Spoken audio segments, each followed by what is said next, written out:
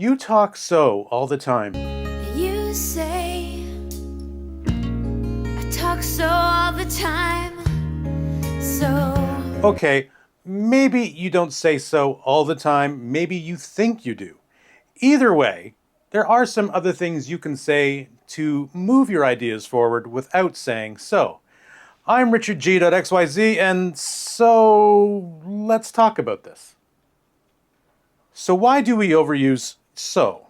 It's kind of like how we interject the word like in the middle of sentences. It's an easy habit, it creeps into our speech, especially when we don't know what we're going to say next. You might say, so I think, as a bit of a hesitation, or so my favorite food is pizza. For me, it's hamburgers, but I digress. So instead of saying so, see, I just did it right there, try anyway to change the topic. So instead of saying, so I think, you can say, anyway, how was your day? Maybe you might need to correct someone. So instead of saying, so you're wrong, you can say, actually, I'm from Canada, true story, not the US.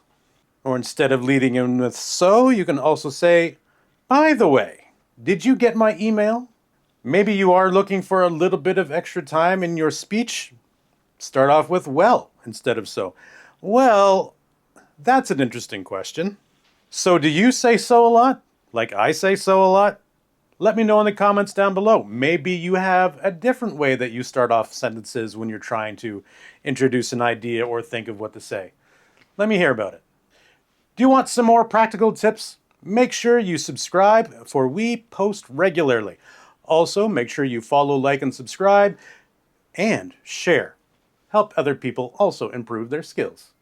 Further, if you want a one-on-one class with me, simply send me a DM. Let's get started. I cover business English, IELTS, conversation, travel, whatever your needs. Thanks for watching, everyone. Before I say anything else, so you've just been enriched.